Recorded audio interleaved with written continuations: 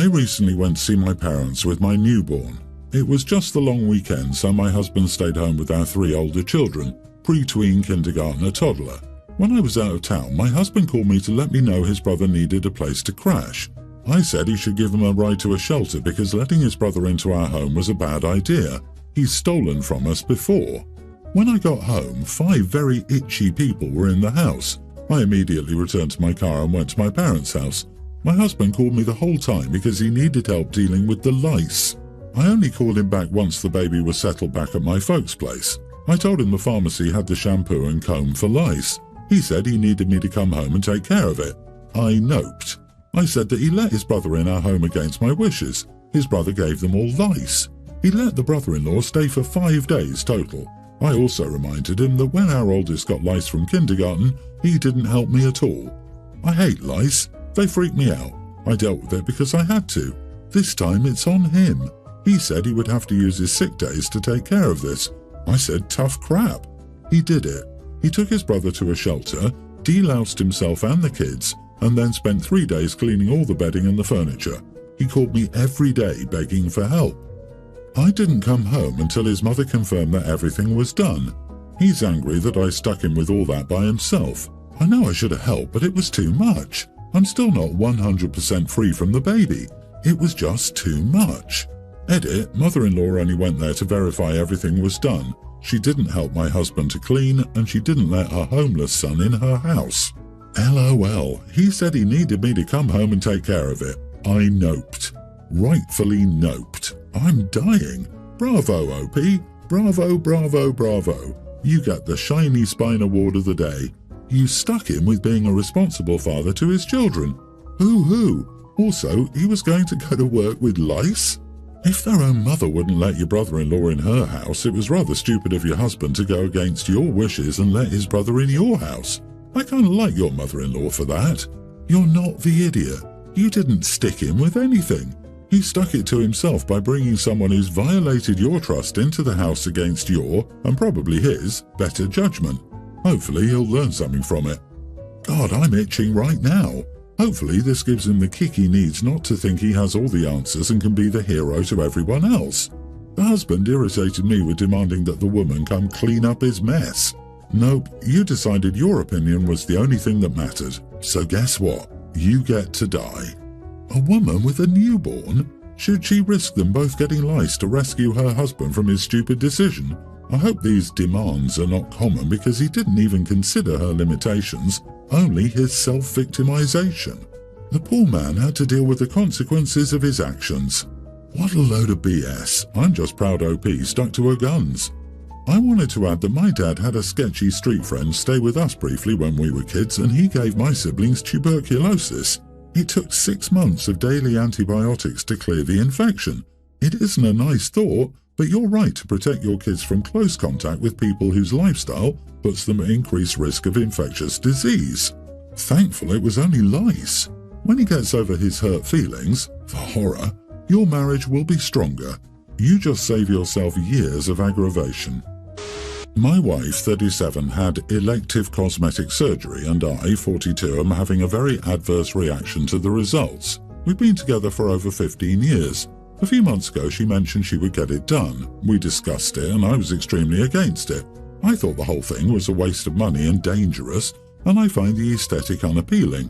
I shared these feelings, and she told me she was doing it anyway, found a doctor she liked, and arranged everything. A month or so ago, she told me she'd scheduled the surgery and needed a ride there and back and would be laid up for a few days, and the recovery was about 14 to 20 weeks. I again told her that it was a bad idea, that she looked great, that I found the results unattractive, and that she should think about what she was doing. She told me her mom would take her if I didn't. It's her body, but I was very adamant that I was against it. Fast forward about 6 weeks, the result of what she expected, and she's happy. The results are what I expected, and I'm mortified. I feel she's mutilated herself. I'm not overreacting. Her own family thinks the results are questionable. I've heard them, so this isn't just my opinion. I've always thought my wife was beautiful. I've told her this since day one and have maintained this feeling for as long as we've been together. We haven't slept in the same bed due to recovery since the surgery, and won't more than likely for a while. I have difficulty looking at her and get a deep sense of loss and sadness. The relationship is coming off the rails, with fighting, nasty comments, silent treatment, etc. My wife is mad at me for my reaction and says I'm ridiculous and unsupportive. I respond, I told you exactly how I'd feel and you did it anyway. What did you expect? She's blaming me for being angry and distant. She's laying everything at my feet because it's her body and I don't control her, all of which is true. But on the flip side, physical attraction is part of a relationship. And yeah, she's the same person, she just doesn't look like the same person. I told her how I felt then and how I feel about it now. She decided to ignore me. Am I the idiot? Edit, it wasn't just one thing, it was a collection of procedures done simultaneously, hence the long recovery time. This is not a breast augmentation or a little nose job sort of thing, and it wasn't a face surgery. She needs to be in a position to allow drainage and crap like that. 14 to 20 weeks is full recovery, has to sleep in specific positions, etc. She has other minor things done in the past, it was no big deal. She's right, it's her body and her choice. You're also not attracted to that, and that's not your fault. You can't force that. You made it clear and it was a choice she made. She can't be mad at you for not liking something you said you wouldn't like. Not the idiot. In this case, she made significant changes to her body, and you are unfortunately unattracted to that. My cousin did this as well. She was the prettiest girl in the family. She now looks nothing like herself. It freaks me out when I see her, even if she's still the same person. I get uncanny valley. Legally, it's her body and her choice, but people like to take that to mean that they can do whatever they want with their body without judgment or consequences. She made a choice that she knew would damage her relationship with her husband. I don't see it as any different than if the husband chose to gain 100 pounds of fat, spent his weekends on a boat she doesn't like, or just sit around the house and do nothing. Well, those things can be corrected, while her decision cannot. I think this will be compounded as the wife will surely be looking for allies to see her point of view and further drive a wedge in her marriage. Agree. Part of being an adult in an adult relationship is understanding that you can't just run off and do anything you want without talking about it with your partner. Everything you do affects them now. A relationship must have a constant dialogue about things like this. I couldn't just go out and get a bunch of tattoos, do steroids, buy a bunch of stuff, totally change how I look, or so on without talking about it with my wife. It affects her. I care about how she feels. OP, you're angry because she didn't care how you felt. She's right. It's her body, but it's your life. Do you really want to spend it with someone who doesn't care how you feel? My wife, 37, and I, 38 male, have 3 kids, 2 tweens and a pre-tween. She's constantly overwhelmed and easily irritated, complaining about how it's all too much. I'm, of course, happy to help and do my fair share for the kids or household, but it's never enough because her standards are too damn high. She insists one of us has to be up at 6:45 every morning to ensure the kids are ready and make the bus, which comes at 7:45. I told her they're old enough not to need that much help already. They can all dress themselves and pour themselves cereal and milk. There's no reason we must be up. She says that cereal isn't a good enough breakfast. They need something more substantial, especially the older tween, and that the younger tween has ADHD and will definitely struggle without help in the morning. Anyway, she wants to see them off and kiss them goodbye for the day. So she gets up, I don't, and then she gets upset that I never give her a morning off, when all she needs to do is just take the morning off when she wants and let the kids handle themselves. Also, she's super strict about screen time during the week and is exhausted and snappy from arguing about it with the kids and upset I don't support her strict limit of 2 hours a day. I say as long as homework is done, why not until bed? She says it's unhealthy for them. They need to play outside or with games and toys, read some books and entertain themselves in more ways than one. I agree they should enjoy other things, but I wonder why we have to make such a rigid limit. She also likes to get out on weekends and do stuff like zoos, museums, etc., but then complains about the planning for the outing and how grouchy the youngest gets by the end of it. And again, I say let's just chill at home and voila, you've cut the work. I'm an engaged and active parent. I'm not trying to get out of it, but I don't think I should have to help my wife dig herself out of her own self-created holes. She creates the stress for herself and then turns to me to alleviate it, which I think is unfair. Am I the idiot for telling her she needs to do less and then she won't need this level of help? I'm an engaged and active parent. You don't sound like it. There are things a parent has to do for children in the morning. Your youngest is 8. Cereal is nothing but sugar. A lot of moms don't want their kids to eat that every day. 2 hours of screen time is generous, not strict. You sound rather checked out. You are the idiot. To be fair, a lot of kids around that age have to get ready on their own because their parents already left for work. I was one of them, which was pretty normal in my social circles. But if my parents had been home and decided to sleep in instead of getting up with me, I 100% would have felt neglected as crap.